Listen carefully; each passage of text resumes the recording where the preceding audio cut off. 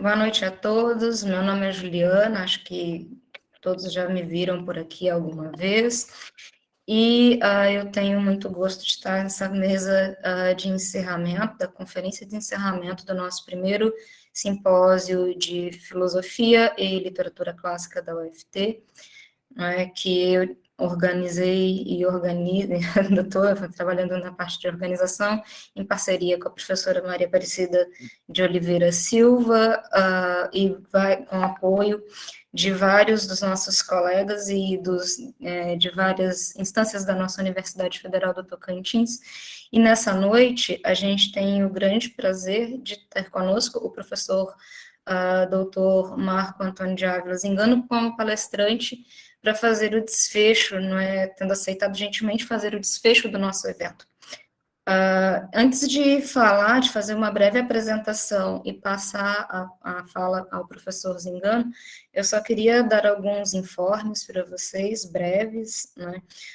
O primeiro é que a gente tem um canal no YouTube, praticamente com o mesmo nome do simpósio, tirando o primeiro em romano, E a professora Maria Aparecida vai disponibilizar para vocês o endereço aqui pelo chat, para que depois vocês possam, à medida em que forem editadas essas conferências que foram apresentadas aqui ao longo do nosso simpósio, após editadas, então elas serão disponibilizadas para que todos possam acessar, refletir, aproveitar novamente para fazer algumas considerações a respeito das falas dos professores que estiveram com a gente aqui durante esses 2 dias, está aí para vocês, portanto, o link, peço que se inscrevam, curtam lá os vídeos, e aproveitem bastante a possibilidade de rever ou ver alguém que não conseguiu fazer isso ao vivo aqui com a gente.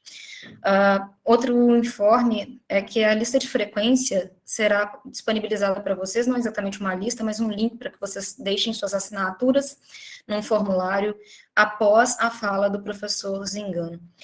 E esse link, essa assinatura é necessária para que a gente saiba da presença de vocês aqui, mas que também a gente possa depois disponibilizar àqueles que se inscreveram previamente na plataforma evento da UFT, os certificados, que são confeccionados e enviados todos pela plataforma evento da UFT para aqueles que se inscreveram dentro dos prazos. Agradeci a todo mundo que está envolvido, então eu passo para a apresentação do professor. O professor Marco Antônio de Ávila Zingano foi professor de filosofia, hoje em dia, ele é professor de filosofia antiga na Universidade de São Paulo, na USP, e ele foi também professor de filosofia na Universidade Federal do Rio Grande do Sul até o ano de 2000. É doutor em filosofia pela École des Hautes Études en Sciences Sociales, na França, e é mestre em filosofia também pela Federal do Rio Grande do Sul. Além disso, o professor tem uma vasta produção, vou mencionar apenas os últimos artigos publicados e livros. Entre os artigos, a gente pode contar com as publicações mais recentes, a Defining Voluntariness, na Ancient Philosophy, que saiu em 2021, e Revisiting the Boy and Girlfriend Fallacy on the Nicomachean Ethics 1-2, publicado na Revista Portuguesa de Filosofia em 2021 também. Quanto aos livros, nós podemos mencionar, o professor, com sua versatilidade na filosofia, tendo publicado recentemente, nesse ano de 2020, um livro intitulado Razão e História em Kant, sendo o primeiro volume. E, com Aristóteles, ele traduziu recentemente e publicou a Ética Nicomaqueia, do livro 3, capítulo 9, até o livro 4, capítulo 15, que fala sobre as virtudes morais, conforme Aristóteles. Eu não vou me delongar na apresentação, eu quero, assim como vocês, estou ansiosa para ouvir as falas do professor, E peço também que vocês tenham paciência, porque após a fala do professor, a gente abre as discussões. Vocês podem se inscrever no chat, e assim a gente coordena aqui a ordem das falas com as perguntas ao professor Marcos Engano, a quem eu já agradeço enormemente e novamente, né, por ter aceitado o nosso convite e fazer essa palestra de encerramento do nosso evento. Muito obrigado, professor, e eu deixo a fala para o senhor agora. Bom, muito obrigado, Juliana. Eu que agradeço, primeiramente a você, mas também a Maria Aparecida, pela organização desse colóquio e por terem me dado a honra de fazer a apresentação final. Eu vou falar sobre o medo, mas em um outro aspecto, isto é, eu vou tentar ver a virtude que está ligada ao medo, a saber, a coragem. E eu vou explorar alguns elementos a respeito da coragem e aquilo que deve ser temido, não? Tanto em Platão quanto em Aristóteles. Relativamente a Platão, eu vou parasitar um pouco o que Guilherme Mota já havia apresentado, relativamente ao Laques e ao Protágoras, mas depois eu irei para uma zona um pouco diferente, que é a noção do que é verdadeiramente corajoso, quem é o verdadeiro corajoso em Aristóteles. Eu estou fazendo isso por um interesse na reconstrução de uma noção importante em filosofia moral, mas que é sempre ilusiva, que é a noção de integridade moral, ser íntegro moralmente. Eu vou tentar, ao final, mostrar como a noção de integridade moral está intimamente conectada com a reflexão que Aristóteles faz sobre os tipos de coragem, e isso está, obviamente, conectado com o modo como Aristóteles está pensando o fenômeno do medo e daquilo que deve ser temido. Então, essa é basicamente a estrutura do que eu quero falar, e o medo vai estar sempre, se não de modo direto, seguramente de modo oblíquo, no que eu vou estar falando. Eu vou iniciar com algumas pequenas observações. A primeira é que, quando eu mencionar medo aqui, eu, obviamente, estou tentando pensar o medo a título de uma emoção, daquilo que os gregos chamam de um pathos, e não de uma afecção. Isto é, eu não estou interessado em examinar o que seria uma natureza medrosa ou alguma coisa de maior duração, né, que constitua a natureza de um agente, mas sim o fato de agentes terem momentos, episódios de medo, e esses episódios têm uma certa duração, eles têm uma repercussão física, a pessoa fica pálida, por exemplo, ou tem alguma reação física e assim por diante, mas ter um pathos, no sentido de uma emoção, é diferente de estar em um estado normal. Por exemplo, uma pessoa que é naturalmente pálida ou tem uma palidez natural é muito diferente daquela pessoa que fica pálida em função de um episódio de medo. Então, o que me interessa é basicamente a noção de medo e o seu inverso, né, do ponto de vista da virtude e a coragem, deste ponto de vista, saber como uma emoção.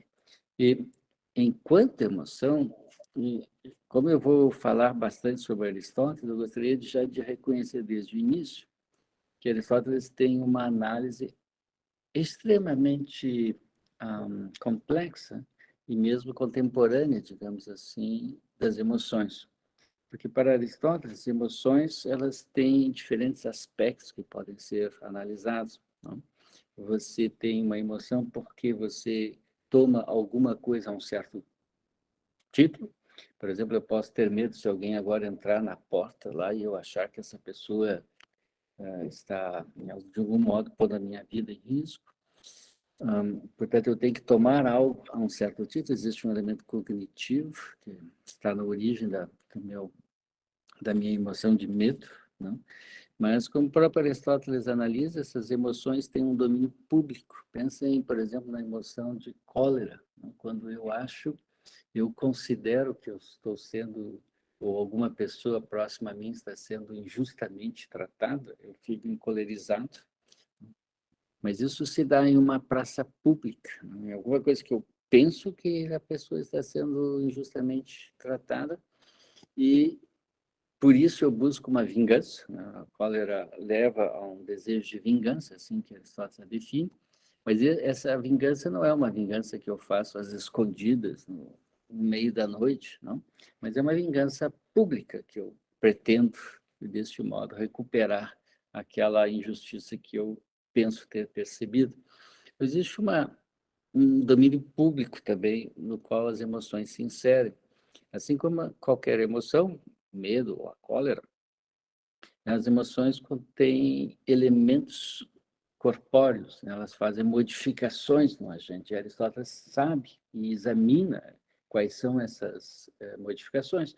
No caso da cólera, por exemplo, são um tipo de aquecimento, diz Aristóteles, do sangue na zona pericárdia, né? E, isso quer dizer, ter essa emoção é estar acompanhado também de modificações corpóreas, de estar em um estado provisório, né? Ele tem uma momentaneidade e, portanto, uma temporalidade que lhe é própria, e ele se insere claramente em um domínio público, né? Como, por exemplo, a cólera, se você, a partir da cólera, você quer vingar-se, e toda vingança se faz em um domínio público. Tanto a análise que Aristóteles faz das emoções, e também assim do medo, é uma análise complexa, com todos esses aspectos envolvidos. E, se vocês olharem nos tratados atuais, por exemplo, no Manual das Emoções, foi recentemente publicado, Robert Solomon tem um artigo lá sobre as emoções na antiguidade, em que ele tenta mostrar justamente como a análise, pelo menos a aristotélica, é uma análise complexa das emoções, muito como nós hoje fazemos, né, da emoção. Bom, feito isso, eu agora gostaria de me pôr a questão que vai guiar tudo isso, é saber não exatamente o que é o medo, né, e qual é o objeto que deve ser temido, de fato, né? Coisas que nós tememos, mas que não devem ser temidas, outras que talvez devam ser temidas, mas que nós não tememos. E, poxa, certas apressões cognitivas acertadas ou não acertadas, isso pode variar. Mas nós sabemos que no pensamento clássico, em Platão e Aristóteles, você tem uma coragem, perdão, uma virtude relativa ao medo, né? Que é aquela virtude que faz com que você deva temer as coisas que devem ser temidas e as temer na justa medida, né? Que é, então, essa virtude é a virtude da coragem. E o ponto que eu já adverti é isto, mas o ponto que eu vou tentar examinar é por que Aristóteles se envolve com uma certa análise do verdadeiro corajoso, né? Esse vai ser o ponto que vai me interessar. Mas antes disso, eu queria fazer uma pequena incursão lá em Platão, e eu vou assim repetir coisas que Daimoto já havia falado sobre o Laques e o Protágoras de Platão. Porque o que me interessa é basicamente uma tese que está lá no Laques de Platão. Eu vou deixar de lado muitos detalhes dessa tese, eu vou simplesmente reproduzir uma parte desse diálogo, bem na parte inicial, quando Sócrates está... Há dois grandes interlocutores de Sócrates no Laques, que é um diálogo sobre a coragem, né? A primeira parte, o interlocutor principal é o próprio Laques, na segunda parte é Nícias, né?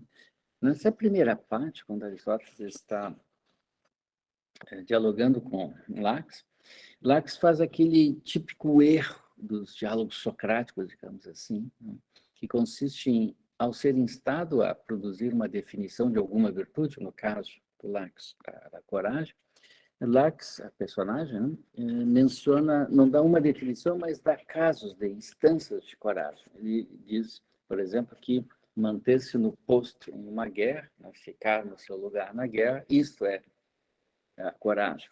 Obviamente, Sócrates, assim como em outros diálogos, mostra que para definir a coragem não basta dar um caso, uma instância de coragem, é preciso mostrar e revelar aquilo que é comum aos diversos casos, às diversas instâncias de coragem.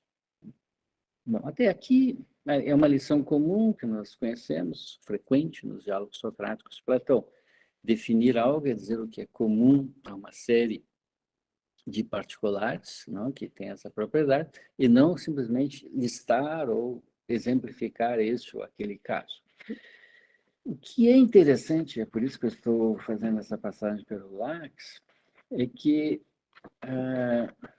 Lax é então instado por Sócrates a dizer o que é comum a uma série de casos em que a coragem deve ser a virtude em pauta. E os casos que Sócrates lista, eu estou me referindo a mais ou menos o que está em 191A a 191B do Lax, esse diálogo. Né? Sócrates pede para que Laques diga o que é comum para definir a coragem aos seguintes casos, né? O que é comum a isso que o hoplita faz na guerra, quando permanece no seu posto e não foge? O que é comum numa cavalaria em guerra, porque eles avançam e não fogem? O que é comum a marinheiros no mar, que em tempestade atuam de modo corajoso, fogem? O que é comum a aquela pessoa que enfrenta corajosamente a pobreza? E, enfim, o que é comum, o que há de corajoso quando você enfrenta os apetites e o que é agradável. Então, eu não estou interessado na resposta que Lax dá, eu estou interessado na pergunta que formula Sócrates. Sócrates quer que Lax produza uma definição dizendo o que é comum a todos esses casos. Não? E é aqui exatamente que está um passo que vai me preocupar, porque se você se pergunta o que é comum, não, a esses casos para então definir a coragem, e esses casos têm coisas tão distintas como uma pessoa que enfrenta o inimigo na guerra, um marinheiro que tenta se salvar de uma tempestade no mar, ou uma pessoa, eu me esqueci de mencionar esse caso, que que enfrenta com coragem uma doença, ou aquela pessoa que enfrenta a pobreza, ou, enfim, aquela pessoa, isso aí agora estou citando 191 D5 do LAC, aquela pessoa que luta contra os apetites e contra o que é agradável. Então, Lacks deveria dizer, bom, coragem é alguma coisa que é comum a tudo isso, é saber, no caso da definição de Lacks, é uma noção de perseverança. Mas não importa a resposta de Lacks, não importa a pergunta de Sócrates. Porque o que parece é que Sócrates tem inteira razão em dizer que definir alguma coisa é dizer o que é comum uma série de instâncias nas quais essa coisa ocorre. Mas o que é surpreendente é que esses casos que Sócrates lista para que Lacks veja o que é comum a isso e então produza uma definição, esses casos são razoavelmente disparatados. Né? É como se Sócrates estivesse alargando os casos de coragem e, por isso mesmo, esgarçando o conceito de coragem. Porque não parece plausível alguém dizer que uma pessoa é corajosa porque ela enfrenta de tal e tal modo uma doença. Ou não parece ser exatamente o caso dizer que alguém que enfrenta problemas de dinheiro é corajoso, ou menos ainda, que seja corajoso quem enfrenta seus próprios apetites, ou que luta contra o que é agradável. Mas Sócrates propõe que, se existe uma definição de coragem, nós devemos encontrar alguma coisa comum a todos esses casos. E o que parece ocorrer é que está havendo aqui um tipo de alargamento do conceito que leva, inevitavelmente, ao seu esgarçamento. Por que eu estou observando isso? É porque quando nós vamos olhar em Aristóteles, como Aristóteles trata a virtude correspondente à emoção do medo, a saber, a coragem, né? A saber, nós temos 3 tratados, digamos assim, de Aristóteles sobre a coragem. O mais importante está na Ética Nicomaqueia 3:9 a 12. São os a coragem é a primeira virtude que Aristóteles analisa do ponto de vista particular, que é o texto ao qual o Juliano havia feito referência, que eu, de fato, traduzi recentemente. Mas nós também temos um tratamento da coragem na Ética Eudêmia, lá em 3.1, que vai de 1228 a 23, a 1230 a 35, e também no 20º capítulo, perdão, do primeiro livro da Magna Moralia. Esses três tratamentos são razoavelmente similares, e eu vou me preocupar basicamente com o que Aristóteles está dizendo lá na Ética Nicomaquea. E o que ele está fazendo, Aristóteles, quando analisa a coragem, é tentar rejeitar esse alargamento produzido por Sócrates para justamente evitar o esgarçamento do conceito daí decorrente. E como é que Aristóteles procede? Não? Ele primeiro se pergunta o que são as coisas temíveis, não? Ou quais são aquelas coisas nas quais você pode ter confiança, em grego se diz atachaleia, não?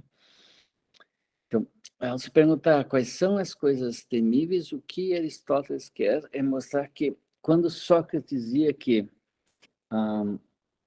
você tem que ter coragem ao enfrentar o inimigo, ao enfrentar uma tempestade, ao enfrentar uma doença, ao enfrentar a pobreza, ou a enfrentar os prazeres, não?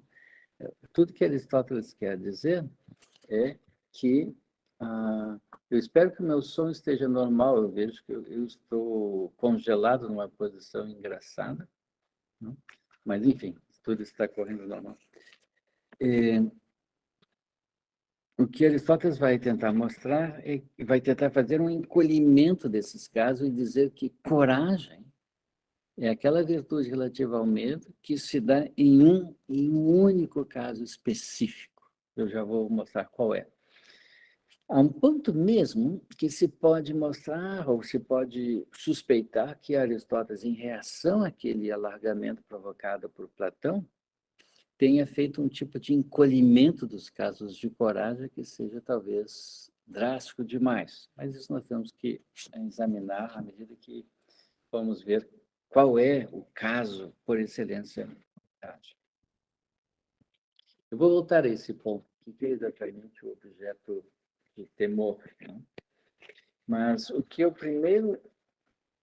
modo pelo qual eu quero enfrentar essa questão inicialmente é dizer o seguinte: que é surpreendente que no tratamento que Aristóteles dá à coragem, ele fala do verdadeiro corajoso, da verdadeira coragem, e desta verdadeira coragem ele distingue 5 casos que são similares, a expressão que Aristóteles usa, homoióteta, são casos semelhantes à coragem, mas que não são, de fato, casos de coragem. São atitudes que parecem ser corajosas, que são similares ou semelhantes, mas eu cito uma passagem que está lá na Ética Eudêmia, por 2 vezes, em Ética Eudêmia 3.1, ele diz: elas não são casos de coragem, ou nenhum desses casos que eu vou mencionar agora, são 5, são casos de uma verdadeira coragem. E quais são esses casos que Aristóteles diz não são casos de coragem? Ele menciona 5 casos. Eu vou dar na ordem inversa, mas porque eu quero isolar o mais importante desses casos. Aristóteles primeiro diz que uma pessoa que ignora o perigo e que por isso mesmo se mostra corajoso, mas que passa a ser temeroso assim que se dá conta, né, da verdadeira dimensão do perigo que está correndo, isso não é um corajoso. Quer dizer, você não é corajoso quando você age de um certo modo, porque você ignora o perigo que você está correndo. Tampouco, esse é o segundo caso, você é corajoso quando você é aquele tipo de pessoa que é otimista, que pensa que, bom, quaisquer que sejam as circunstâncias, eu vou sempre me dar bem. Não? Porque, diz Aristóteles, quando você perde essa esperança, você perde imediatamente também a suposta coragem. É o caso que Aristóteles diz, tipicamente dos corajosos por embriaguez, né? Assim que eles recuperam as capacidades mentais perdidas pela bebida, eles deixam de ter aquela coragem que até então aparentemente possuíam. Também Aristóteles diz que aquelas pessoas que agem de timon, não? Por ímpeto, pelo timós, não? Por um tipo de arroubo, como os animais fazem, não? Eles não são propriamente corajosos porque a coragem, diz Aristóteles, requer um tipo de razão e, no caso dessas pessoas que agem por ímpeto, por arroubo, isto é somente similar à coragem, mas não é exatamente um caso de coragem. O quarto caso que Aristóteles recusa são aquelas pessoas que têm uma experiência, por exemplo, a experiência de guerra com mercenários que sabem lutar, não? Mas que Aristóteles diz, quando eles de fato se veem diante de inimigos mais poderosos ou que são tão poderosos quanto eles deixam de agir de modo corajoso, eles só agem quando eles estão seguros de que eles vencerão. É curioso observar que nos 3 tratamentos que eu mencionei, na Ética Nicomaqueia, na Eudêmia, assim como na Magna Moralia, Aristóteles menciona expressamente Sócrates como tendo dito que a coragem é um tipo de expertise, não? Com um tipo de conhecimento. Não? Sim, está ligado à teoria, como o Guilherme Mota havia mencionado, a teoria do intelectualismo socrático, mas eu não vou examinar esse ponto. Eu quero chegar ao quinto caso que Aristóteles recusa como sendo propriamente do corajoso, que não é um caso verdadeiro de coragem. E é extraordinário, porque esse quinto caso são justamente os hoplistas, os cidadãos que defendem a cidade em uma guerra. Por que isso é impressionante, não? É porque o hoplita, o cidadão que pega as armas para defender a sua cidade, é, na literatura grega, não? Por excelência, o paradigma do corajoso. Não? Ele é o ideal cívico. E Aristóteles mesmo chama essa coragem como a coragem politique. Faço menção, aliás, ao que Guilherme Mota havia mencionado, que esse mesmo tema aparece no final do 4º livro da República. E por que o hoplita, que é o paradigma na literatura grega, não, do corajoso, não é para Aristóteles de fato corajoso? Porque, diz Aristóteles, ele é bastante expeditivo, na verdade, ele dá as razões. Aristóteles quer dizer que o hoplita, o soldado, o cidadão que pega armas para defender a sua cidade, que nós consideramos, na verdade, ele está agindo por pudor ou por medo de represálias ou para não perder a honra, para não cair em desonra. Isto é, ele está agindo por um princípio de coerção. Ele está sendo coagido pela cidade, ou pelo general, por quem quer que seja. Ele age por medo da infâmia ou da desonra, e é por isso que ele enfrenta o inimigo e põe a risco a sua própria vida. Isso é bastante interessante, porque, como eu disse, o hoplita é o paradigma do corajoso na antiguidade. E o próprio Aristóteles, na política, por exemplo, se refere aos hoplitas como tendo pelo menos uma virtude, a saber, a virtude da coragem. Quando ele está falando a respeito daquelas 3 constituições corretas, a terceira é a que ele mesmo chama de politeia, de regime justo, não? Ele diz que nesta politeia, ou constituição, ou regime constitucional, todos têm pelo menos uma virtude, e essa virtude é a virtude da coragem. Não? E ele atribui expressamente essa virtude da coragem aos hoplitas. No entanto, na ética, quando ele está se perguntando sobre quem é o verdadeiro corajoso, ele rejeita que o soldado, o cidadão que defende a cidade, seja de fato corajoso. Porque, para ele está, na verdade, fazendo aquelas coisas que ele faz, pondo em risco a sua vida, basicamente para não ser desonrado, por medo de infâmia, por coerção, em última instância. Então, veja, são dois movimentos que acabam por convergir. De um lado, Aristóteles está querendo negar, rejeitar a tese platônica segundo a qual a coragem ocorre em muitos domínios. Por exemplo, você é corajoso quando você enfrenta uma doença ou quando você luta contra os prazeres. Não? Por exemplo, você luta bravamente para não beber o terceiro copo de vinho. Não? E você seria corajoso por isso. Aristóteles está recusando isso. Para ele, há um só caso em que propriamente se dará a virtude da coragem, relativamente a qual, portanto, é o caso de ter medo, porque é a coisa que, obviamente, você deve temer, mas a coragem é aquilo que faz com que você as tema na justa medida. Esse é o primeiro momento. O segundo movimento é que Aristóteles, ao rejeitar aquele alargamento dos casos de coragem que Platão havia proposto no Lax, parece encurtar de tal modo esses casos que, inclusive, o paradigma da coragem, o hoplite, é rejeitado. E é rejeitado porque, segundo Aristóteles, o hoplita, o soldado, ele está agindo por coerção, para não ser desonrado. E aí você tem uma série de menções em Heródoto, em Tucídides, sobre os espartanos. Os historiadores costumam mostrar como os espartanos, se eles não lutam até a morte e voltam à cidade, eles são tratados com desonra, nem mesmo seus parentes, a mãe do soldado não lhe mais dirige a palavra e assim por diante. De modo que o soldado espartano, corajoso por excelência, acaba pondo a sua vida em risco, menos porque, pela razão que eu vou ainda descrever qual é, né, mas mais por medo da infâmia, da desonra que vai lhe cair sobre os ombros. Pois bem.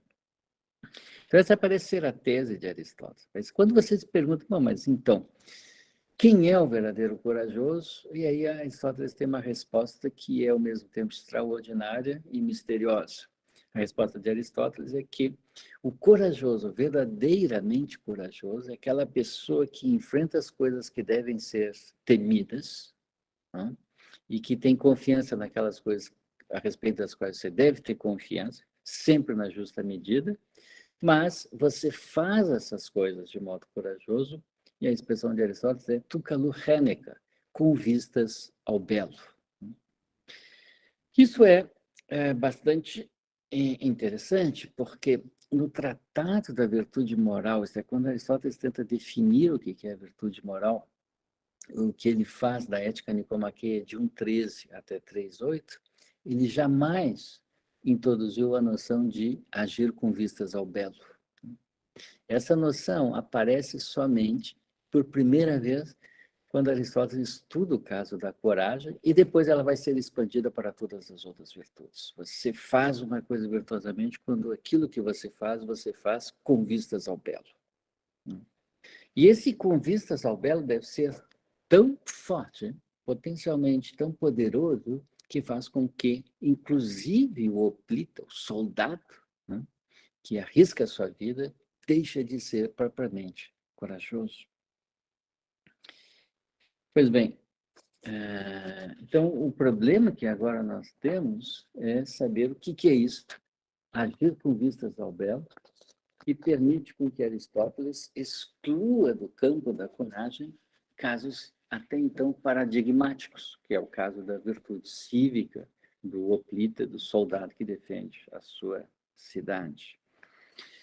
Muita discussão foi feita a respeito da noção de tukalu heneca, né? Agir com vistas ao belo.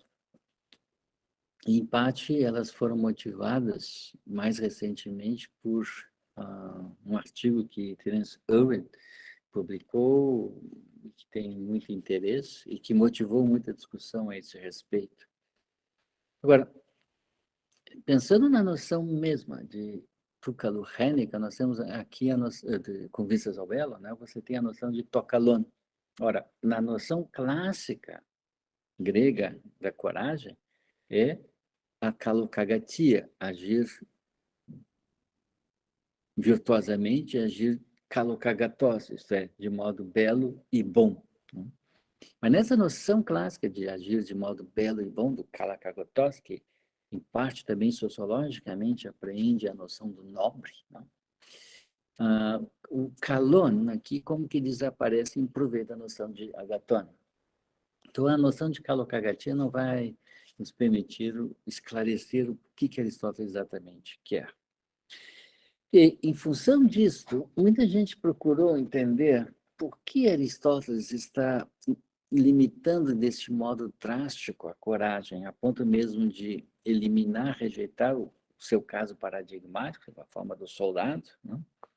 Do hoplita, porque o kalon traria um elemento estético, alguma coisa como uma harmonia cósmica, né, do mundo que o sujeito reconhece quando está agindo corajosamente. Pode ser que isso seja o caso, pode ser que exista alguma coisa de estético, mas eu tenho lá as minhas dúvidas. Eu vou agora explicar por que eu não adotaria essa perspectiva estética do ato corajoso, né? Primeiro, porque não há razões para imaginar que isso viria a faltar para os hoplistas. O segundo é que, quando Aristóteles vai delimitar o que é exatamente o objeto de medo por excelência que o corajoso deve enfrentar, Aristóteles dirá que é a bela morte. Hokalos, Thanatos, a bela morte. Qual é a bela morte? É a morte no campo de batalha. É a morte quando você põe em risco aquilo que é o mais precioso para você mesmo, que é a sua vida, em benefício de outras pessoas que, por vezes, você nem mesmo conhece. Daí, um tema que é muito forte na literatura latina, já pro patria mori, né? Morrer pela pátria. E pátria, em latim, não é a pátria cristã que cobre o mundo inteiro. A pátria é um pouco o seu quarteirão, né? O seu bairro, assim por diante. Mas lembre-se de Horácio, na terceira ode, quando ele diz dulce decorum est per patria mori, é doce e correto morrer pela pátria, né? E uma longa tradição de morrer pela pátria como sendo aquilo que você deve fazer. Para quem gosta de poesia e leu os poemas do jovem Hölderlin, Hölderlin tem, quando jovem, ele escreveu um pequeno poema que é Der Tod fürs Vaterland, a morte pela pátria, né? Quem leu a Filosofia do Direito de Hegel encontra lá no parágrafo 324, nos atos, uma enorme elaboração de como dar a vida pela pátria, aquilo que é por excelência o ato do agente corajoso, né? Todo esse grande discurso de morrer pela pátria, por pátria mori, que vai subitamente desaparecer depois da Primeira Guerra Mundial, e por boas razões, porque não há nenhum glamour, não há nenhuma beleza morrer, em particular depois da Primeira Guerra Mundial. Mas o que eu quero, sobretudo, insistir aqui é que, então, Aristóteles liga o objeto próprio do temor à bela morte, essa morte na qual você oferece a sua vida para o agente, em benefício, talvez, de pessoas que você nem mesmo conhece, ou apenas conhece. Pois bem, existe uma ligação na teoria moral de Aristóteles entre agir bem e ter prazer. Aristóteles jamais quis desconectar a ação moral do prazer que você tem em agir moralmente. Mas ele passou a diminuir em muito essa conexão. No caso da coragem, ele vai aproximar o prazer que você tem ao agir corajosamente, alguma coisa similar àquela pessoa que se dedica a vida inteira ao boxe, a lutar, né? Portanto, passa muitos esforços, está sempre levando socos, essas coisas assim. até um certo momento em que ele, de modo como que fugaz, ganha uma competição e ali ele tem o prazer dessa vitória. E Aristóteles compara isso um pouco ao sujeito que está lá na guerra, que como que seria algo similar assim, não? No momento em que você contempla, não? Que você está fazendo a coisa correta ao defender a sua cidade, você tem prazer em contemplar isto, não? Mas subitamente o outro sujeito, seu inimigo, o mata e aí à noite aparece e tudo some de suas perspectivas. O fato é que aparentemente, não? Quando Aristóteles examina a noção de agir com vistas ao belo, uma das interpretações, talvez a mais forte, é dada já por um comentador grego do segundo século de nossa era, na primeira metade do terceiro século, que é Aspásio. E Aspásio interpreta, né, tu calurrênica, agir com vistas ao belo, como sendo equivalente a agir pelas boas razões. Por que você não foge do campo de batalha? Por que você mantém-se ali, expõe a sua vida, aquilo que lhe é mais precioso? Põe isso em risco, é porque você tem boas razões para fazer isso. E não haveria nenhuma diferença entre agir com base em boas razões e agir por calorrênico. Essa é a interpretação que, por maior parte do tempo, vigorou e que foi contestada somente com os trabalhos de Earle, que eu havia mencionado um pouco antes, que tentou mostrar que, na verdade, quando você age com vistas ao belo, você está em uma certa zona altruísta, né? Você está fazendo um ato que, na verdade, beneficia não a você, mas a outras pessoas. E, no caso do ato corajoso, beneficia, talvez, pessoas que você apenas ou não conhece, ou nem mesmo conhece. Seria uma expressão extremamente forte de altruísmo. Talvez isso seja possível, não? Mas talvez eu tenha ido também um pouco longe demais, não? Talvez o que a gente deva entender é que quando Aristóteles pensa o corajoso como aquela pessoa que teme o que deve ser temido, mas que mesmo assim põe em risco a sua vida, e a nossa vida é para cada um o maior bem que ele possui, né? Quando essa pessoa faz isso, ela faz com vistas ao belo, isso quer dizer que ele faz essa pessoa não porque ele está em um ato altruísta, olha, ele está fazendo algo em proveito de outras pessoas que talvez ele nem mesmo conheça, mas sim que ele está agindo com base em razões que são, no entanto, as suas razões. Isto é, o modo prático, o caráter que o sujeito se deu como um agente prático. Bem, aparentemente, para Aristóteles, a ideia seria a seguinte.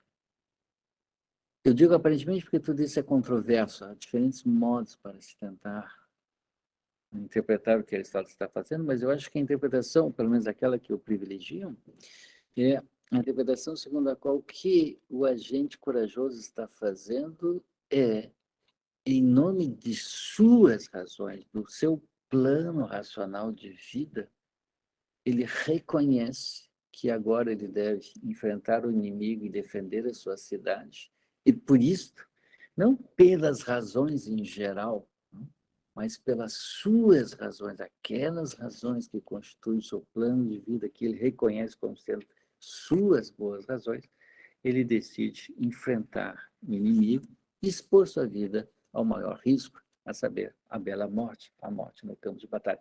A morte não é bela porque é morte, mas porque ela é o resultado dessa decisão que o agente tem em nome de suas razões para agir de um certo modo. Bom, se for isto, eu já estou tentando concluir o meu ponto. Se for isto, então Aristóteles está, quaisquer que sejam as dificuldades conceituais com as quais ele está lidando, mas Aristóteles está buscando caracterizar um elemento que, a meu ver, é central em qualquer teoria moral e que muitas vezes passa, no entanto, despercebido. É a noção de integridade moral.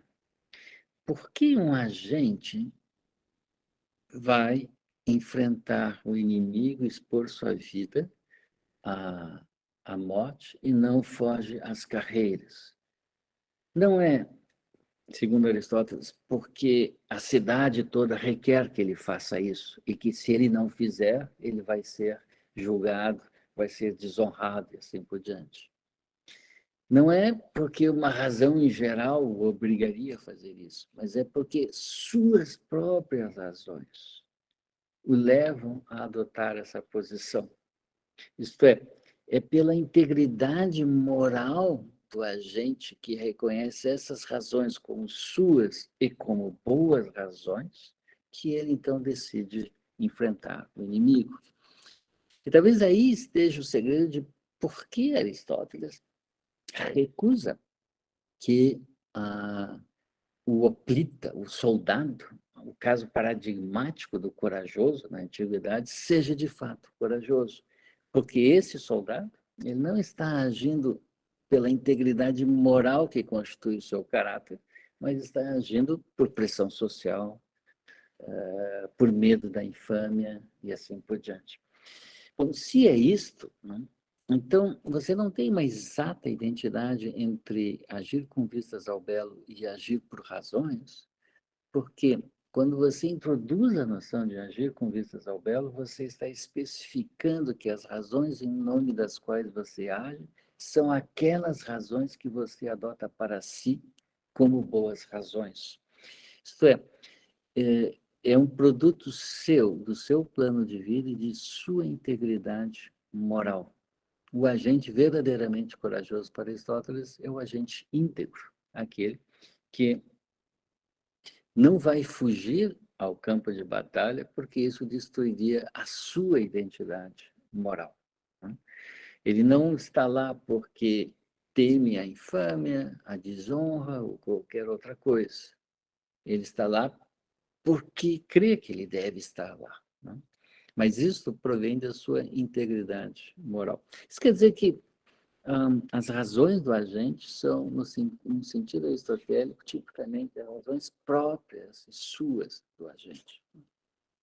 Bom, vejam, já está ficando tarde, é melhor eu concluir. Não? O que eu quis apresentar?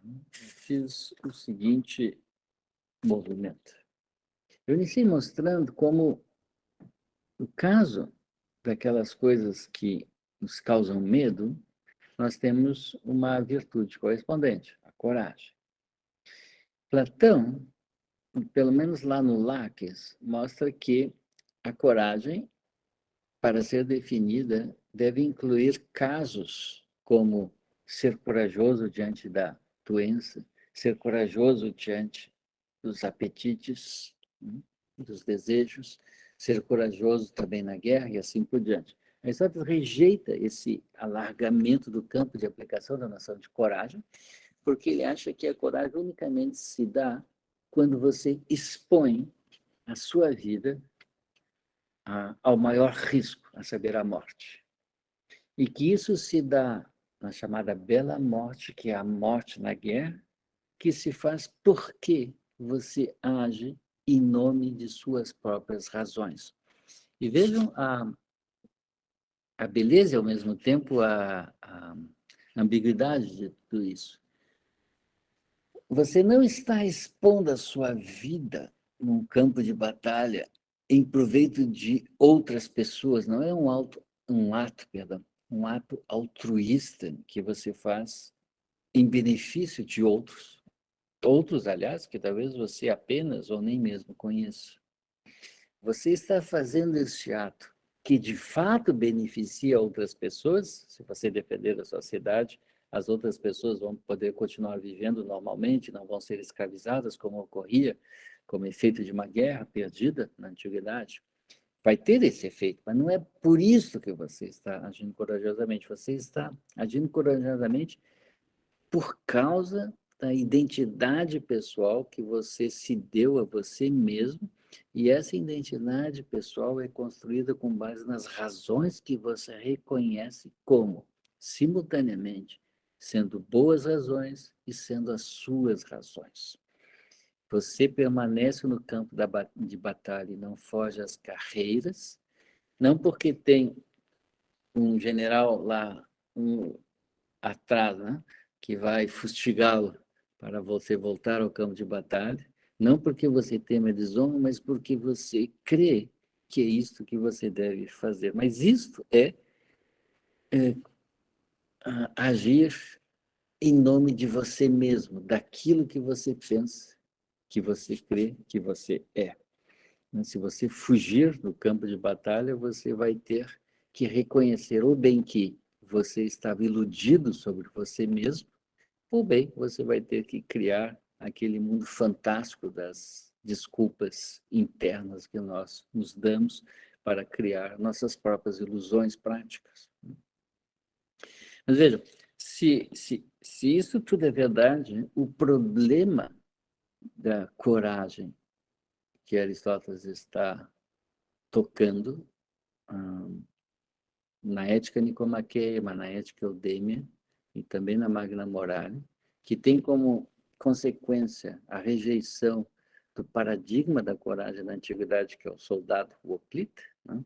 É porque Aristóteles está com os olhos postos a um fenômeno que é conceitualmente difícil de pensar, que é a noção de integridade moral. O que é um sujeito íntegro? Se eu posso dar uma resposta muito sumária, é, pelo menos à luz do aristotelismo, é aquele agente que ah, age com base em razões que ele reconhece como sendo suas razões e sendo as boas razões. É porque ele é o que ele permanece no campo de batalha e põe em risco o maior bem que ele pode ter. Porque veja que, numa teoria eudemonista, né, como é a aristotélica, em que tudo que você faz com vistas ao bem, que é o seu próprio bem, é paradoxal que você põe em risco o maior de todos os bens, que é a sua própria vida. Mas, aparentemente, Aristóteles reconhece que você faz isto, não porque você faz um gesto altruísta para outras pessoas, mas porque você se constitui como um agente em função de certas razões que levam você a agir deste modo. Parte do que eu defendi aqui é bastante abstrato, eu reconheço. Falar de boas razões, das suas razões, por que o agente, então, permanece no campo de batalha sob a forma da integridade moral. Mas eu queria agora concluir simplesmente dizendo o seguinte. Então, por um lado, Aristóteles restringe consideravelmente o campo semântico do ato corajoso para unicamente aquele ato cujo objeto é o que Aristóteles chama de hokalos thanatos, não? A bela morte, a morte que você vem a ter em um campo de batalha, quando você põe em risco a sua própria vida. E aí ele tenta interpretar esse pôr em risco o seu maior bem, não em termos exatamente de altruísmo, mas em termos de integridade moral de um agente que age segundo suas próprias razões. Permitam-me fazer uma pequena observação. Eu não estou querendo com isso dizer que não existem doses de altruísmo na ética aristotélica. Existem, mas elas não estão nesta noção de agir com vistas ao belo. Eu acho que há um outro lugar no qual você encontra doses importantes de altruísmo, mas não é aqui. Aqui, para explicar esse ato radical de expor sua vida ao maior risco, né, você precisa encontrar uma noção de integridade moral que consiste em agir segundo aquelas razões que você reconhece como sendo suas e como sendo boas razões. Veja que você pode reconhecer algumas razões como sendo boas, mas não suas, assim como você pode reconhecer algumas razões como sendo suas, mas não boas. E nesses dois casos, você não vai estar agindo corajosamente. Você age corajosamente quando elas são suas e boas razões. E em nome disto que Aristóteles, então, faz um dos atos conceituais mais extraordinários, né, que eu conheço na antiguidade, que é rejeitar o paradigma da coragem que era exemplarmente representado pelo soldado, pelo hoplita, que pega em armas para defender a cidade. Bom, o quanto Aristóteles consegue caracterizar ou desbravar a noção de integridade moral é um outro problema, mais vasto do que eu pude examinar aqui. Tudo o que eu quis dizer é que a análise que Aristóteles faz da coragem como aquela virtude relativamente àquelas coisas que nós devemos temer e que basicamente está ligada à bela morte, a morte no campo de batalha, leva Aristóteles a descobrir a perspectiva, esse domínio, não, o âmbito da integridade moral como um elemento decisivo no comportamento moral de um agente. O que mais ele pode fazer com isso? Bom, isso a gente teria que ver em outras circunstâncias.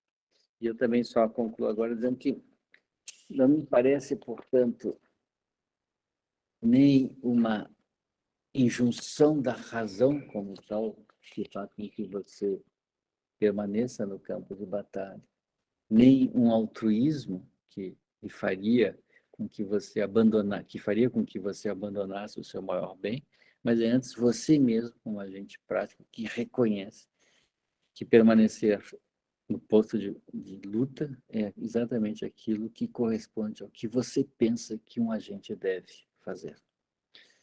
Bom, eu vou parar por aqui. Eu agradeço a atenção de vocês e eu espero, pelo menos, ter esboçado uma análise na qual o elemento de integridade moral se mostra como um elemento importante para a compreensão do fenômeno geral do agir corretamente. Muito obrigado, então, por isso.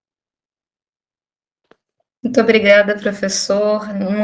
Muitos motivos a pensar a partir da sua fala, né? E isso é excelente para nós. Eu, então, abro agora para o debate com o professor. Peço que manifestem-se, não é? Pode ser pelo chat, aquelas pessoas, não é? Pelo menos manifestem-se o desejo de fazer questões ao professor Zingano pelo chat. A gente depois pode abrir o microfone, não é, para que vocês se expressem diretamente, que falem suas perguntas para o professor diretamente. E é isso, não é? Alguém tem alguma questão? Algo para perguntar? A gente vê as manifestações aqui né, das pessoas parabenizando o professor pela fala. Eu vou passar a pergunta para o professor Guilherme da Mota, que levantou a mão. Depois eu acho que eu quero fazer, acho que eu vou ter coragem de fazer uma pergunta para o professor mais adiante, mas vamos deixar o pessoal falar primeiro. Pode falar, professor Guilherme, por favor. Professor Zingano, muito obrigado por essa fala tão instigadora. E é óbvio que eu me senti contemplado, porque nossos temas têm uma certa interseção. E o que o senhor falou me fez pensar muito sobre o diálogo do Laques com Sócrates, que me parece que o Laques é um tanto aristotélico nesse sentido, porque ele também limita o campo, o escopo do que ele consegue compreender como coragem, como aquilo que diz respeito à batalha, à morte. O Laques é um homem que nos cativa muito, né, como personagem, porque ele tem uma certa aflição por não saber explicar o que é coragem, mas ele tem uma certeza muito grande de que ele sabe o que é coragem, exatamente porque talvez a coragem dele provenha disso, talvez seja uma integridade, né? Ele sabe por que ele vai para a guerra, ele sabe reconhecer um homem corajoso, ele só aceita falar com Sócrates sobre coragem porque ele viu o Sócrates no campo de batalha e reconheceu a coragem do Sócrates. E ele está sempre associando essa coragem a essa capacidade de correr, perseverar, não é? Em correr o risco de vida. Não é? E um dos motivos da aporia dele é aquela em que o Sócrates exemplifica como perseverança sensata da alma a atitude do médico, que, conhecendo medicina, não deixa o doente ou o filho que está com pneumonia comer quando isso seria contraindicado, mesmo contra a insistência do filho. Né? Então, me parece que o que o Sócrates vê ali como o elemento unificador da coragem é sempre o não trocar o que vale mais pelo que vale menos, é resistir a não fazer essa troca, mesmo quando há alguma coisa que apela a essa troca. Por exemplo, se eu sou médico e meu filho pede sorvete com pneumonia, eu recuso, com base no meu conhecimento de que não é apropriado que ele tome sorvete. E se ele diz, mas papai, você não me ama, isso parte do meu coração, né? Você não gosta de mim, você não me ama. Mas eu persevero porque eu entendo que a saúde dele vale mais nesse momento do que ceder ao desejo dele e ceder a essa tentação de agradá-lo. Né? Isso seria muito análogo ao campo de batalha, em que eu não preciso negar que eu temo levar a flechada porque vou na primeira fila. Né? Isso é que eu queria entender melhor do Aristóteles, porque o hoplita que vai na primeira fila, que vai levar a primeira flecha, não é isso? É natural que ele tema, porque a flecha dói, se não mata. Não é? Dói no mínimo, e mata, né, como uma consequência dessa dor. E ele sabe que existe esse mal, mas, de certo modo, ele mede e entende que existe um mal maior na ignomínia, que seria a sua cidade ser dominada pelo inimigo. Porque esse inimigo é injusto, é violento e vai cometer violências e ignomínias com a sua cidade, leia-se, com a sua própria família, talvez. Então, me parece que o que está em jogo aí nessa tentativa de Platão de alargar a noção de coragem é que, em ambos os casos, seja em relação aos prazeres, aos temores, o que está em jogo é se você vai trocar o que vale mais pelo que vale menos. Né? Eu não sei, talvez Aristóteles tenha um repertório tão rico, né, de situações em que as emoções têm que ser apropriadas, que talvez ele consiga isolar essa emoção, né, do correr o risco e do medo de correr o risco de outras emoções. E parece que Platão está fazendo exatamente não fazer esse, vamos dizer assim, um cardápio tão amplo e tentar unificar todos os casos, porque o senhor falou muito numa questão o corajoso faz o que é apropriado, não é isso? Eu penso muito nessa noção de virtude moral em Aristóteles, né? As pessoas enfatizam muito a questão do meio termo, não é isso? Entre um excesso e uma falta, mas eu acho que falta enfatizar muito a ideia de que o que faz a gente descobrir o meio termo não é ele ser um meio termo, é ele ser o apropriado, né? Existe, não sei se eu concordo, mas existe uma coincidência entre o meio termo e o apropriado. Né? E o apropriado, no caso da coragem, para Platão, me parece, é jamais trocar o que vale mais pelo que vale menos. E é isso que eu acho que o homem corajoso faz na guerra, que o médico faz quando não deixa o seu filho tomar o sorvete, e que os homens que resistem aos prazeres fazem à mesa quando resistem aos prazeres. O que eles temem é estar trocando o que vale mais pelo que vale menos. Eu me pergunto por que Aristóteles, de certo modo, eu não sei se ele exclui isso em todos os casos, mas por que ele excluiria isso no caso do hoplita? Por que o hoplita... Não sei se o Aristóteles está pensando numa sociedade, não sei, corrompida, não sei, mas por que o hoplita... Porque eu me lembro que quando houve a guerra contra os persas, uma coisa que impressionou muito, né, os historiadores foi o fato de que os persas, sim, tinham que ser chicoteados e estimulados pelos generais para ir em frente, enquanto que os gregos lutavam como leões, porque parecia que para eles o que estava em jogo não era só a honra, era um modo de vida que não poderia ser trocado por outro modo de vida, né? Um certo valor que era superior ao risco de vida. Né? Então, talvez a minha pergunta vá nesse sentido de que será que Aristóteles limita tanto a coragem pelo fato de que é próprio da ética aristotélica, quando trata das virtudes morais, tem um cardápio muito amplo de emoções sobre as quais nós precisamos chegar ao que é apropriado para agir bem,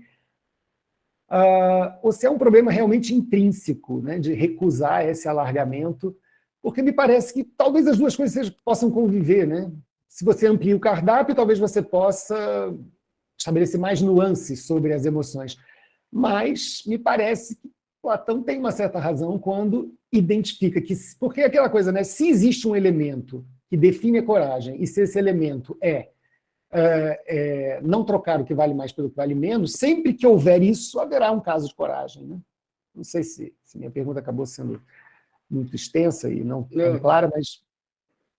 Na verdade, você evocou uma série de pontos, é difícil conectá-los todos em uma única resposta, não? Mas veja, um ponto que eu não quis entrar e que você mencionou é que eu não quis examinar as respostas que Lacas e depois Nietzsche fornecem à questão que Sócrates formula. O que eu quis dizer é que a formulação da questão continha um elemento não questionado, que eu chamei de alargamento, e que agora você contestou, dizendo que existe alguma analogia entre o médico, entre o sujeito que enfrenta os prazeres, etc. Pode ser que você tenha razão em uma chave platônica, eu não nego isso.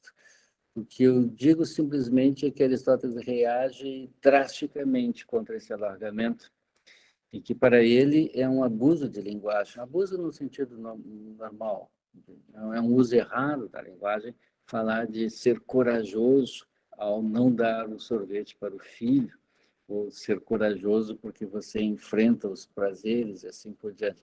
Para ele, isso simplesmente, ao alargar a aplicação do conceito, faz com que você não consiga mais reconhecer onde são as notas que definem esse conceito.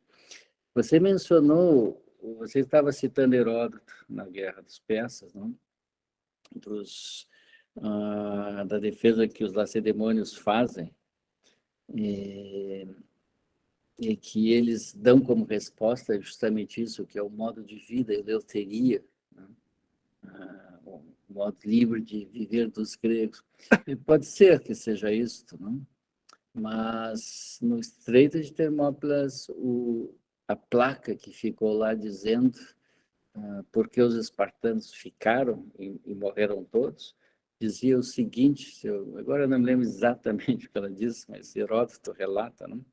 Diz alguma coisa do tipo: diga você, passante, quando chegar em Esparta, que nós aqui obedecemos ao que a cidade mandava. E o ponto de Aristóteles é justamente dizer que, a despeito de todos os méritos, da beleza, da elegância e da extrema importância do ato desses 300 espartanos, mesmo assim, aqui ainda não está a coragem. É isso que me intriga e que eu acho extraordinariamente potente. Talvez você tenha razão que Aristóteles tenha cortado por demais a noção de coragem, né? Mas eu tentei mostrar que ele está às voltas com, ele está tentando encontrar uma noção que eu chamei de integridade moral, que explicaria por que a coragem está radicada em decisões pessoais, mas que são decisões racionais. Um ponto que eu talvez não tenha enfatizado corretamente, você tem razão ao requerer isto, não? É que a razão ela impõe exigências para o sujeito que reconhece a razão, né? A razão ela vem com uma potência de inferência que faz com que você passe a agir de outro modo. Quer saber, segundo a força inferencial. E eu acho que era esse o ponto de Aristóteles, né? Eu acho que o alargamento proposto por Sócrates é altamente enganador. O que eu acho extraordinário é que a questão alargada não é ela própria objeto de discussão no Lacas, né? Quando Lacas propõe a carteiria, você mencionou a perseverança, não? A fortitude. Ou quando Díceas propõe, você mencionou isso na sua fala, a noção de episteme, da ciência dos bens e dos males, presentes, passados e futuros. Em ambas essas definições, Aristóteles acha que já houve aqui uma aceitação daquele alargamento, que por isso mesmo impede que você compreenda em que reside propriamente a coragem. Mas eu vejo que nós estamos em linhas diferentes. Você tem uma aposta mais platônica de que esse alargamento é conceitualmente esclarecedor, não? Ao passo que eu tentei mostrar que ele é justamente o que deve ser posto em dúvida. Talvez um último ponto, só porque é muito interessante, é que essa questão da honra, isso também me interessa muito, porque, por exemplo, no banquete, né, tem uma coisa que é um pouco perturbadora, quando Sócrates, a Diotima, diz para o Sócrates: você pensa que todo mundo que fez essas coisas nobres, como Alceste, que se sacrificou pelo marido, fez isso por outra coisa que não fosse a honra? Não é isso? E a gente fica perplexo, né? Como se tudo que se fizesse tivesse em vista esse reconhecimento, e talvez no caso do Hoplita, isso seja uma espécie de exemplo desse caso que aparece lá no banquete. Mas uma coisa que sempre me ocorre quando eu vejo esse tipo de conexão entre escolha e honra é que, numa sociedade, vamos dizer assim, saudável moralmente, jamais se confere honra senão ao que é belo. Então, o homem honrado, ele está sempre, não é, afim com o belo, não é isso? E por isso, me parece que Platão, nos mitos escatológicos, honra tanto as pessoas que, nem tanto as que tiveram o conhecimento epistêmico, mas as que viveram de acordo com o que é belo e que merecem ser queridas pelos deuses e honradas. Né? Porque existe uma conaturalidade entre honra e ato belo. Não é isso? Então, mesmo sem saber, quem está agindo honrosamente aderiu ao belo. Né? Enfim, esse é um ponto que eu Isso acho... pode ser verdade, eu não nego isso. É importante, eu acho, observar que Aristóteles, obviamente, não quer eliminar contextos de honra do ponto de vista da atitude moral. Ele simplesmente quer mostrar que os problemas de honra estão ligados a um outro tipo de virtude, no caso, a magnanimidade, que é um sujeito que, de fato, requer ser honrado na medida dos seus méritos. Não? E que, para Aristóteles, veja, e aqui que está a elegância, a força, ou talvez o erro de Aristóteles. Não? Você julga isso, só vou tentar apresentar. É que é claro que nós dizemos que alguém pode ir à luta, né, a uma guerra, uma batalha, expor sua vida ao máximo risco pela honra, por sua honra. Tudo que Aristóteles dirá é que essa pessoa está conceitualmente confusa. Ela deve fazer isto em nome de suas razões que ele deve poder expor. Problemas de honra devem levá-lo a fazer outras coisas, aquelas, por exemplo, que o magnânimo faz. Então, extraordinariamente, eu acho extraordinário em Aristóteles essa sutileza que ele tem em mostrar como essas questões estão todas conectadas, você tem inteira razão, mas que nós precisamos saber distingui-las. Né? E, no caso, você não morre pela honra, né? Você deve morrer, ou expor sua vida, por outras razões. Agora, a honra funciona para um outro âmbito de atividade. Assim como no caso da coragem relativamente aos prazeres, que Platão menciona no Lax como sendo um dos casos nos quais a coragem se evidencia, né? Para Aristóteles, isso obviamente não tem nada a ver com coragem, tem a ver com temperança. Né?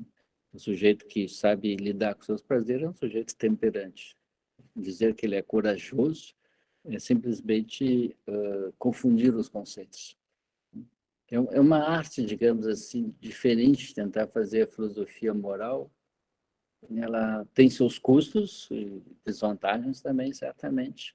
Por exemplo, você perde essa conexão generalizada com o belo, que você acabou de mencionar, não? Mas, ao mesmo tempo, você tem uma semântica moral extremamente controlada. Tá ótimo, muito obrigado, professor. De todo modo, é muito estimulante essa conversa. Obrigado. Agradeço, professor Guilherme. Eu vou dar sequência aqui à fila, por assim dizer, das questões. A gente tem uma questão no chat que foi proposta pelo professor Leon Farri. Eu queria saber se o Leon quer abrir o microfone para fazer diretamente a pergunta ou se ele prefere que eu a leia.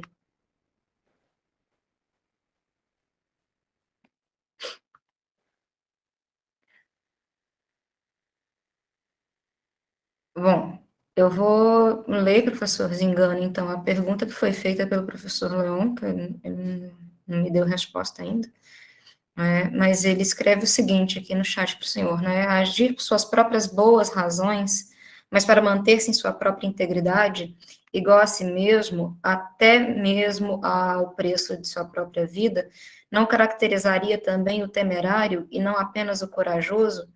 Ou, perdão, haveria algo de irracional nessa busca, talvez desenfreada por sua própria identidade? Essa é uma muito boa questão, porque a virtude da coragem ela é um meio termo entre dois extremos, né? De um lado está a covardia e do outro lado está a temeridade. E, na verdade, o temerário, né, é um sujeito que expõe sua vida ao risco, é óbvio, ele a expõe, mas ele expõe não pelas boas razões, podem ser suas razões, mas não são boas razões, e por isso ele foge da medida moral. Então, é verdade que é mais evidente para nós a oposição do corajoso com o covarde do que do corajoso com o temerário. Mas tanto a covardia quanto a temeridade são extremos. E Aristóteles, eu penso, diria que, é claro, o temerário também age por suas razões, mas não age pelas boas razões.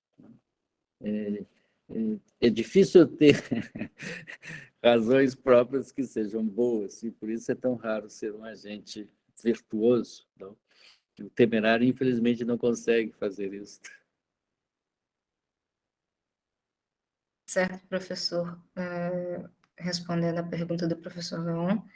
E a professora Maria Aparecida de Oliveira Silva propõe aqui, não sei se ela quer falar pessoalmente, mas ela faz, né, um agradecimento, seus esclarecimentos sobre a questão do Oplita, né, e ela diz do apreço que ela tem pelo estudo sobre Esparta, né, e parabeniza. Fora isso, a gente tem o Clemson com a mão erguida aí, para poder fazer uma pergunta para o professor Zingano. Boa noite, professor Marco Antônio. Boa noite, professora Juliana. Boa noite a todos. Obrigado pela palavra. Professor, a minha pergunta é que, enquanto o senhor estava falando, eu fiquei pensando em mim, como pessoa e como brasileiro, diante da sua fala. E dá a impressão que me falta coragem como pessoa e como brasileiro. E, infelizmente, é mais do que uma impressão. E parece que a gente tem razões, mas não tem essas boas razões. E talvez seja mais a minha pergunta, mais uma opinião pessoal do senhor, no sentido de como a pessoa ou como a nação brasileira poderia buscar essas boas razões, mais ou menos isso. Eu vou aproveitar a sua questão para introduzir dois elementos que eu não consegui, que me passaram. Eu tinha minhas notas e acabei não as mencionando. A primeira é que a coragem é uma virtude pessoal. Então, você exibe ou não exibe a coragem do ponto de vista estritamente pessoal. Isso é um detalhe da teoria moral aristotélica, né? Não existe uma coragem coletiva, não? Existem indivíduos que são ou não são corajosos. Então, existe uma dimensão para Aristóteles estritamente pessoal na adoção do ato corajoso. E isso parece decorrer do fato mesmo de Aristóteles fazer da coragem a expressão do reconhecimento que o agente tem das próprias razões do agente. A segunda observação que eu gostaria de fazer é que eu havia dito que muitas emoções têm um domínio tipicamente público. Tome um exemplo, a cólera. Você se encoleriza quando você vê que alguém, você ou alguém que lhe é caro, está sendo injustamente tratado. E aí você tem um desejo de vingança. Não? Você pretende vingar-se disso. Não? Essa vingança, ela é, segundo Aristóteles, uma vingança pública. Não adianta você querer vingar-se de alguém que agiu injustamente, fazendo uma vingança totalmente escondida, que somente você sabe que você se vingou de tal ato. Tem que ser uma vingança que as pessoas vejam, reconheçam, que seja uma vingança em praça pública. Do ponto de vista técnico, Aristóteles, ao definir a cólera, a orgué, na retórica, fala de alguma coisa que parece a você ser uma oligoria, um desprezo, que você toma como um desprezo, e você busca uma phainomene, uma vingança pública, notória, que as pessoas reconheçam. No caso da coragem, é extraordinário o seguinte, lá na Magna Moralia 1:20, Aristóteles diz o seguinte, que o homem corajoso, porque ele considera que aquilo que ele está a fazer é o que é belo a fazer, isto é, que responde às suas próprias razões, ele o faz, e aí Aristóteles acrescenta a seguinte frase, kai tuto poion can paretis can me pare. E ele faz isto que alguém esteja presente ou que ninguém esteja presente. Então, a coragem tem esse detalhe. Veja, Aristóteles quer delimitar os conceitos da forma mais rigorosa possível. Para ele, a coragem é pessoal. É você que é corajoso e não o grupo ao qual você pertence que é corajoso. O grupo pode ser corajoso porque os indivíduos que o compõem são corajosos, mas não enquanto grupo. Agora, o outro detalhe de Aristóteles é que você vai agir corajosamente que alguém veja ou que ninguém veja que você está agindo corajosamente. Isso é extraordinário. É muito diferente, por exemplo, da cólera, que você só busca uma vingança quando ela será pública e reconhecida pelas pessoas. O ato corajoso pode ser o ato que você faz por você mesmo, sem que ninguém jamais veja que você agiu corajosamente. Então, ela tem essa dimensão extraordinária. O interesse de Aristóteles é mostrar como a nossa semântica moral é extremamente sofisticada, e aí ele a faz assim na análise da coragem, né? Que pode ser... Você pode... Não faz sentido você se vingar privadamente, mas faz muito sentido você agir corajosamente de um modo totalmente privado. É uma... Isso eu acho uma das grandes vantagens da teoria aristotélica.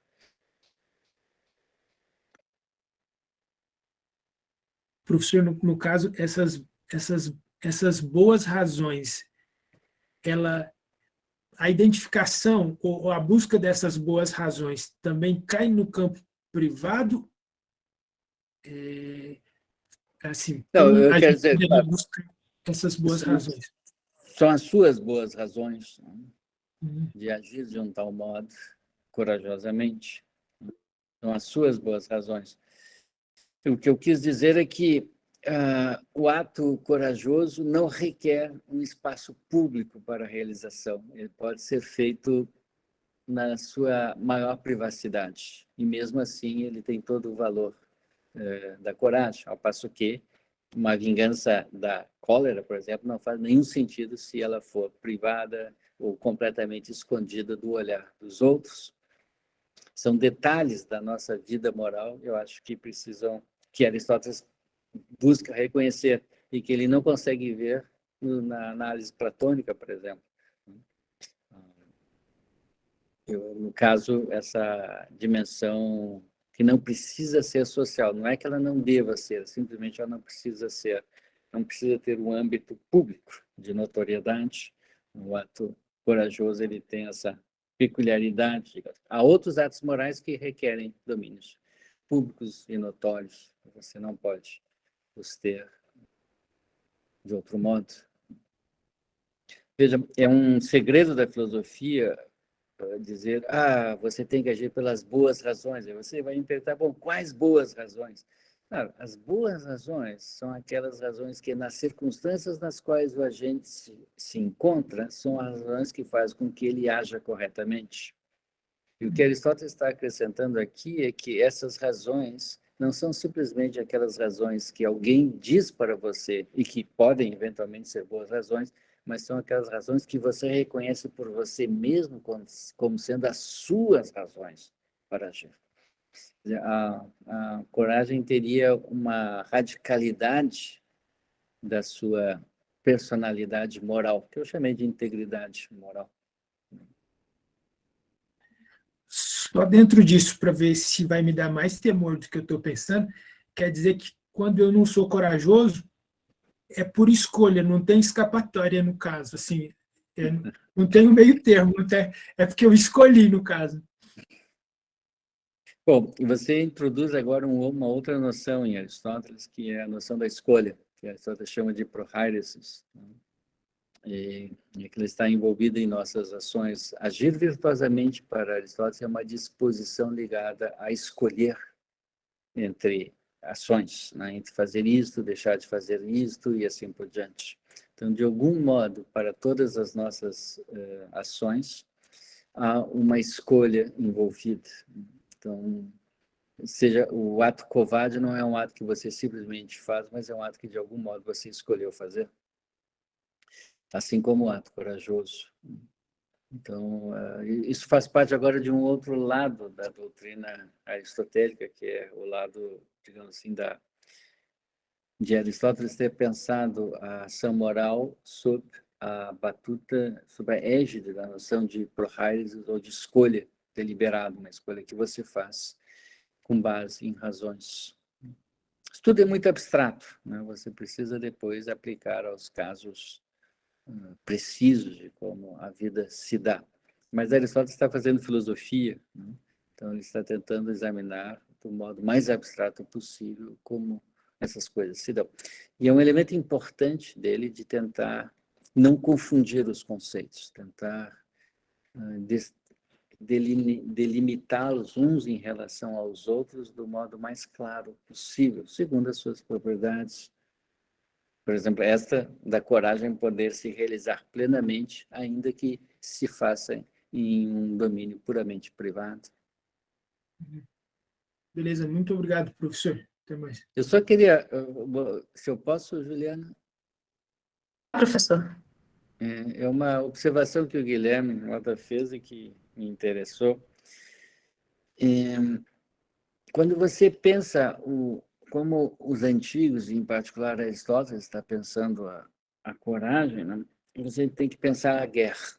Né? Então, você tem que fazer uma sociologia da guerra. E você, Guilherme, você havia falado da flecha. Né? Mas a flecha não é o evento da guerra na antiguidade. A guerra, na antiguidade, é uma guerra cuja morte é dada pela proximidade. Isto é a lança, é a espada. Você vê os olhos de quem mata você ou que quem você está matando. Há descrições extraordinárias desse tipo de morte na Ilíada, por exemplo. Toda morte à distância é uma morte não grega, não? É uma morte de outra natureza. Ela tem você precisa ter coragem, é você oferecer sua vida ou matar uma outra pessoa, mas na relação de proximidade. Essa proximidade, ela desaparece por inteiro. Eu faço uma observação que não é minha, é de Hegel, não? Quando a arma de fogo é inventada. Porque a arma de fogo permite com que você morra ou mata à distância. E no momento em que você mata ou morre à distância, o tipo de coragem começa também a ser conceitualmente diferente. Não? Ainda mais hoje, que agora você mata a uma super distância, né? De modo quase asséptico. Então, isso tem certa repercussão no modo como você deve, eu acho, pensar a coragem. Né? E talvez isso porque Aristóteles quer limitar tanto a coragem a esse ato de radical oferecimento da sua vida, que é o seu maior bem. E ele não pode, eu penso assim, não, ele não pode dizer que você está fazendo isso para beneficiar outras pessoas. Foi um caminho que você seguiu, não? Por exemplo, porque eu tenho família. Claro que eu faço muitas coisas em nome de minha família, mas não, isso já é um outro departamento, uma outra área. Eu estou fazendo aqueles atos de coragem pelo certas convicções que eu tenho como minhas convicções. É extremamente complicado, nossa vida moral é extremamente complicada, mas eu faria uma série de outras coisas pelas outras pessoas, pelos amigos, por exemplo, ou minha família, mas não é isso que marca o ato corajoso. Nós estamos vendo hoje essa situação absolutamente dramática na Ucrânia. E nós vemos esses atos de pessoas que deixam a sua família e fazem coisas, dispor sua vida por inteiro, né, por alguma coisa que são, na verdade, as suas mais íntimas convicções. Esses são os corajosos, pelo menos na leitura aristotélica. Ele quer isolar esse tipo de comportamento. Não sei se você concorda com isso. Sim, claro, com certeza. E o exemplo de Homero é um tanto acachapante, né? Aqueles encontros individuais entre aqueles heróis era uma coisa que não sai da imaginação de quem em algum momento leu aquilo, e acho que é um caso bem... Mas veja, então, se a coragem ela é esse kalos thanatos, né? O modo da morte vai ter um impacto conceitual sobre a coragem.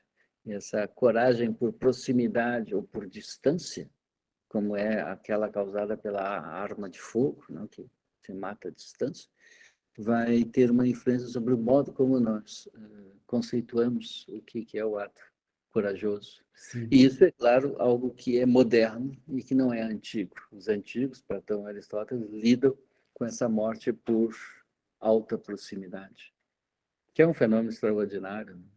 Sim.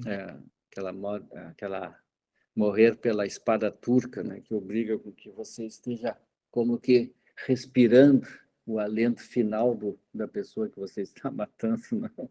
É um fenômeno que tem uma repercussão conceitual inegável. Certamente. Obrigado, professor. Professor Gabriel, gostaria de fazer uma questão com a mão levantada?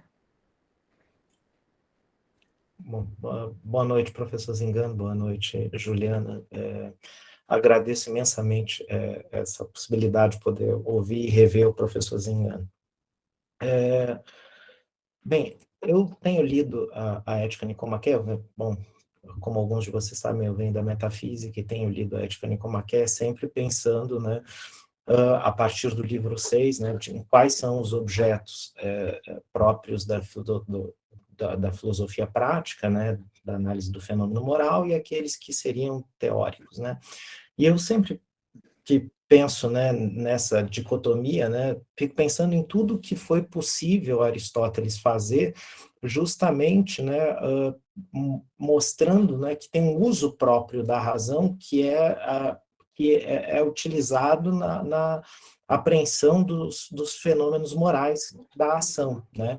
E isso, pensando justamente nisso, fico com esse eco de fundo, assim, né, fico eu pensando, né, que lá em Lax, Platão, né, / Sócrates, né, talvez aqui a gente esteja discutindo no âmbito do intelectualismo socrático mesmo, né, está tentando justamente encontrar essa definição de coragem, né, justamente porque aliás, por conta do intelectualismo, né, e isso teria alguma implicância, né, na ação moral mesmo, né, então saber, né, ter domínio dessa definição de coragem, né, de alguma maneira isso seria conducente, né, à ação corajosa, né, e se isso, né, parece que Aristóteles estaria justamente, né, se afastando de uma tese dessas, porque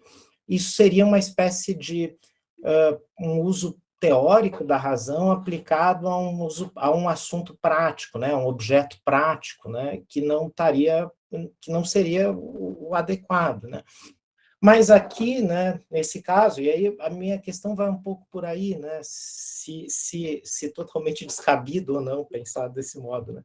Mas justamente porque aqui a gente está no domínio do uso prático da razão, né, seria possível pensar justamente na coragem em outros termos, né? E aí então sim, né, o agente moral ponderar, né, a partir das suas próprias razões, porque ele conhece as circunstâncias, ele tem domínio de pontos muito particulares, né, de elementos muito particulares que vão ser ponderados, né, por meio desse uso prático, justamente para consecução da ação, né, da boa ação, né.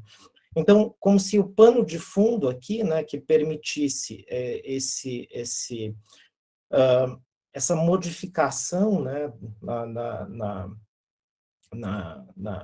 no modo de conceber a coragem, né, para Aristóteles, desde o ponto de vista de Sócrates, né, estaria muito envolto nisso que me parece um advento aristotélico, né, que é regular esse uso da razão para assuntos dessa natureza, com essa natureza aqui, né, que é a ação, essa natureza mais indeterminada, que é a ação, né. E aí, então, nesse sentido, né, se a gente levar isso em consideração, né, a gente teria aqui, nesse caso, nessa virtude que que o senhor está chamando de radicalmente pessoal, né, um registro desse uso da razão mais aguçado, em certo sentido, né, e isso seria um elemento para nós entendermos essa diferença entre, né, as suas próprias boas razões para simplesmente as boas razões lá do Aspásio, né? Se isso contaria aqui, né?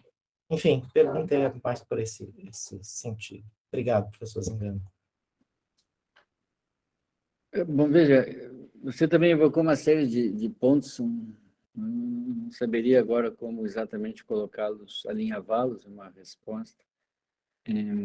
Eu vejo que o Lacks tem um apelo que a ética de Govaqueia não parece ter. Mas no Lacks talvez se deva distinguir duas coisas. Uma é aquilo que Aristóteles identifica e acusa Sócrates de fazer, que é o intelectualismo. A outra é Platão, como autor do Lacks, que está tentando veicular uma tese da unidade das virtudes, que o Guilherme sabe bem melhor do que eu, está lá exposta em grandes letras no Protágoras. E Aristóteles também tem sérias razões para recusar a tese da unidade das virtudes. Então, tem, acho, uma dupla relação relativamente a Sócrates, de um lado, como filósofo, e depois ao próprio Platão, como filósofo, que se vale de Sócrates para apresentar certas teses. Mas eu acho que o ponto central ao qual você dirigiu a sua questão é que razões aqui são razões pessoais porque práticas, né? Então, elas são situacionais, em primeiro lugar, elas não podem ser dadas fora da situação. Nem todas as razões são situacionais, razões práticas. Existem algumas que não são situacionais. Por exemplo, você não pode torturar ninguém, isso não é uma questão situacional que você se pergunta se aqui e agora você pode fazer. Não, simplesmente está sob interdição absoluta. Mas a maior parte dos problemas morais se dão sob forma de razões situacionais. E por isso a resposta de Aspásio não era suficiente, porque simplesmente dizer que você recorre a razões ainda não é o caso. Você precisa explicitar o tipo de razão a que você recorre. Elas são não somente situacionais, que é o primeiro elemento, mas, segundo, elas precisam responder às suas aspirações pessoais. Elas são, nesse sentido, suas razões. Alguma coisa que faz com que a razão prática divida inteiramente da razão teórica, porque na razão teórica não é relevante saber se são as suas razões, não? Basta que sejam boas razões. No caso prático, no entanto, existe uma dimensão não somente situacional, mas profundamente pessoal, que faz com que os atos morais se inscrevam na individualidade do agente. Então, isso eu acho que é mais uma das marcas pelas quais Aristóteles tentou distinguir a razão prática, o uso prático do uso teórico da razão. Veja que em Kant, quando ele tenta também fazer essa distinção entre o uso prático e o uso teórico da razão, a razão a qual se refere Kant não é uma razão pessoal, é uma razão universal, não? A qual você deve, que você deve acatar como agente racional, mas não como aquela pessoa que você é no interior do mundo no qual você age. E isso faz também uma diferença considerável sobre o modo como a razão se dá em forma prática. Mas veja, a minha resposta é muito geral. Eu mesmo estou insatisfeito com uma resposta tão geral assim. Mas agora, para mim, já está chegando 1h da manhã e estou começando a minha bateria está começando a ficar sem energia. Nossa, é até esquisito falar, mas eu iria perguntar a mesma coisa do Gabriel, Não. se envolveria... Não, é sério, mas eu ia perguntar a mesma coisa que o Gabriel perguntou, não é? Se Sim, envolver... você queria fazer uma questão, não? Mas era a mesma coisa que o Gabriel perguntou, né? Se envolveria, além do uso prático da razão, nesse tipo né, de suas Veja que próprias razões em relação à coragem, né, verdadeira, como o senhor a descreve, mas a resposta que o senhor deu, a pergunta era a mesma que o Gabriel fez. Agora, veja que eu acho que a linguagem moral é extremamente complexa, porque, claro, existem certas razões que podem ser intimamente pessoais, que fazem com que você faça isto, outra pessoa faça aquilo. No entanto, existem outras razões práticas que não são pessoais, né? Valer-se de crueldade, por exemplo, está sob interdição absoluta. Não existe nenhuma circunstância na qual você poderia valer-se de crueldade em relação a alguma outra pessoa, não. Isso não é moral, absolutamente falando. E, portanto, não existe uma dimensão pessoal, né, de você ser cruel tal como você deveria no momento em que você deveria. Isso não faz sentido nenhum. Então, existem algumas razões que são razões universais para Aristóteles, salvo que essas razões universais são sempre sob forma negativa de interdições absolutas. Isso é uma peculiaridade, eu acho, do sistema moral aristotélico. E existem outras razões, eu acho que também são gerais, né? Você deve, nas mais das vezes, devolver aquilo que lhe foi dado em custódia. Isso não é... Isso está aberto a exceções, mas também não é uma coisa que você decide caso a caso, se agora você vai devolver, se na outra circunstância você vai devolver. Existem certas regras que são generalizáveis. No entanto, o nosso domínio, a nossa dimensão como agente é fortemente perpassada por questões basicamente situacionais. Bom, eu acho que Aristóteles localiza a coragem em um domínio situacional e estritamente pessoal, né? De tal modo que eu possa exigir que você fique ao meu lado no campo de batalha em um sentido muito geral, não? Mas eu não posso fazer com que você fique para aquelas razões pelas quais eu fico. Nós estamos respondendo aqui a atitudes. Você e eu podemos ficar e nós temos razões distintas para isso. E ambos estamos agindo corajosamente. Agora, veja só um ponto com relação à ideia que me interessou. Não faz sentido para Aristóteles dizer que você fica lá para salvar a honra, para preservar. Isso, para Aristóteles, não faz sentido. Não. Ele diz outras coisas, mas não está falando sobre a coragem. E é claro que você pode também oferecer sua vida para defender a sua família, como animais fazem isso em relação à sua prole. Mas isso não é exatamente ainda a coragem. Isso é uma outra dimensão das nossas ações, muito humanas, não duvido disso, mas não exatamente captam o fenômeno da coragem. Nossa, muito obrigada, professor, o Gabriel, pela pergunta, não é? A todos que estiveram com a gente até essa hora, não é? Eu deixo o senhor com a hora já avançada, não é? Que esqueci da questão do fuso, nós estamos em horários diferentes, perdoe, mas eu agradeço imensamente pela oportunidade de lhe ouvir, né, de ter o senhor aqui fazendo esse desfecho belo para a gente da nossa primeiro simpósio, e espero que em breve possamos todos, né, estar juntos, não somente por meio virtual, e quem não tiver outro jeito, seja virtual, mas que a gente se reencontre em breve para poder discutir novamente, poder, não é, conversar um pouco mais sobre as nossas inquietações, não é, a respeito das teorias com as quais a gente lida diariamente, mas também com as coisas que nos incomodam da nossa vida e que nos trazem motivo para refletir, para teorizar. Agradeço a todos que estiveram com a gente nos 2 dias e até agora. Muito obrigada. Se a Maria quiser fazer um agradecimento, alguém mais, da minha parte é isso. Muito obrigada mesmo a todos que possibilitaram esse momento para nós. Só me resta, como você, agradecer, né, Juliana? Muito obrigada a todos que participaram, ao professor Marcos Engano por ter aceitado, né, fazer a conferência de encerramento e nos dar uma aula.